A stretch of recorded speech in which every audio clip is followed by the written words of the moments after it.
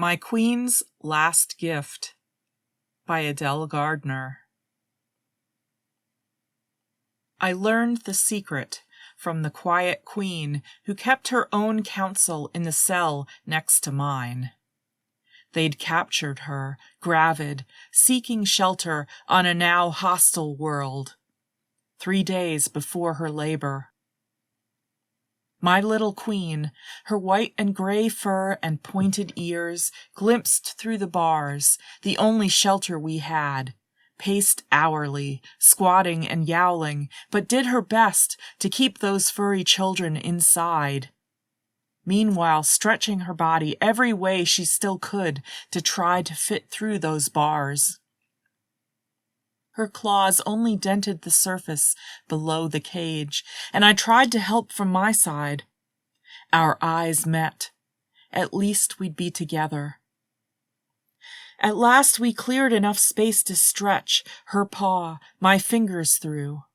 That touch, the first I'd had in months with any living being.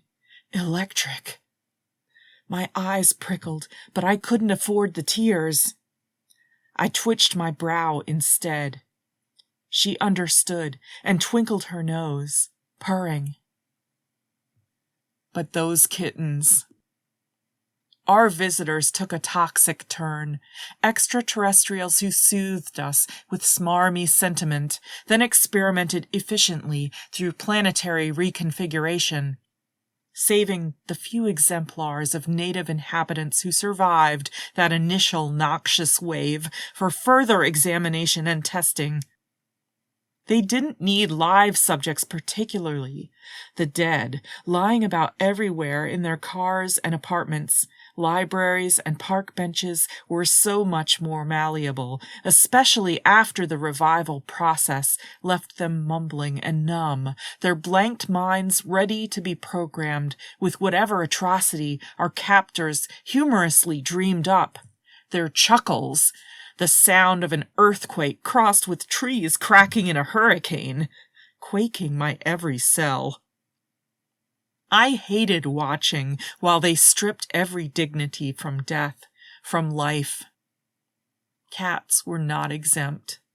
Each species afforded the same pleasures, and they collected examples of each, delighting especially in fantastical combinations. A giraffe's head on a turtle's body, a cat chasing its rattlesnake tail. We shivered in our cells nights, pressed up against each other as much as we could through the bars, whenever they weren't watching. We didn't want to give them any ideas. Fed less than enough to survive, the fare was better than the poisoned world outside their research center. No wonder, then, that my friend's groaning struggle brought forth dead kittens.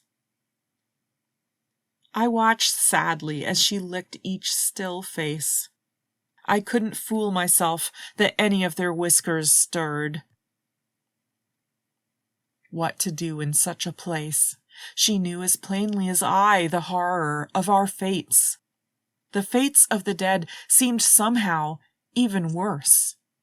Those who insist on pinning human values on our fellow Terrans have sometimes failed to understand the motives of a mother cat eating her dead kittens. There is a survival value, yes, but deeper still is grief, a way to honor the dead, to save them from the indignity of consumption by a predator, the desolation of being ravaged by an uncaring enemy. It is, she assured me in Cat, termed an internal burial.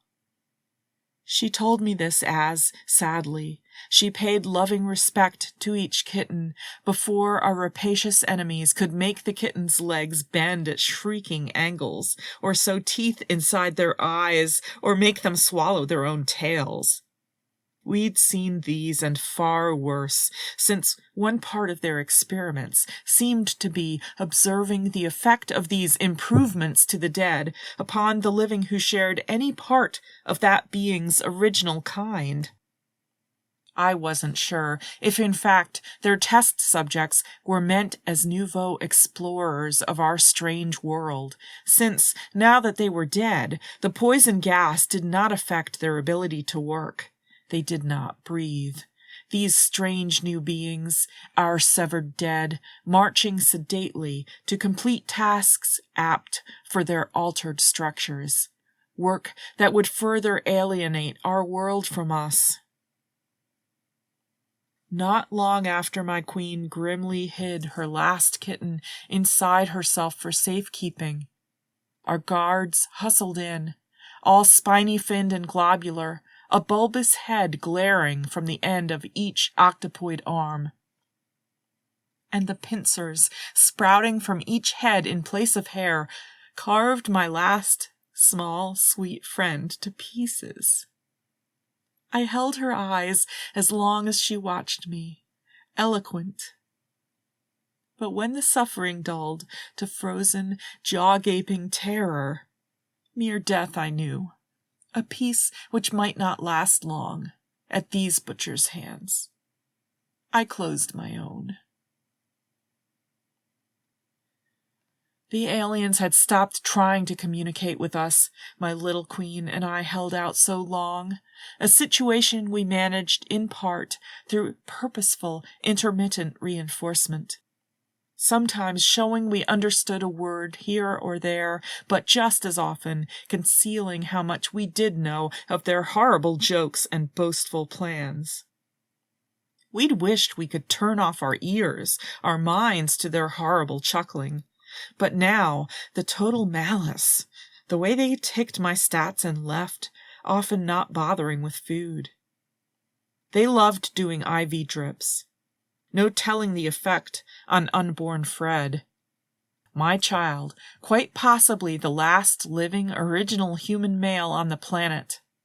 I considered our options. My queen had shown me what to do if he were born dead, and the resulting agony she endured as punishment might even have spared her the indignity of reanimation. But what if he were alive? Born into this inferno? What if he learned their language as young children do so well, and spoke to them, helped them gain the last piece they needed for their all-conquering puzzle? I'd kept myself alive all this time for his sake and that of my beloved Tom, who died in the first wave. Even for the sake of my parents and family, this child now the last inheritor of our family's genes, a biological history that might be felt, if not read. This baby, precious for himself, to whom I'd crooned endless songs I made up in the first 3 months, before the aliens landed, welcomed in their pretended guise of friends. I couldn't bear the thought of extinguishing his life with mine, as long as there might be any hope, no matter the ruins he might inherit. Even captured, for a while it was hard not to believe the joking promises of the kinder guards. Who doesn't want to hope for the future with a baby to protect? I told myself they were already dead, their fates sealed, those dancing horrors on the road, our beloved dead. But my little queen, so brave, her loving eyes unwavering on mine, even while they chopped her to bits. I couldn't hide any more from the facts. There was only so much longer I could hide Fred inside me. Then I would have to decide.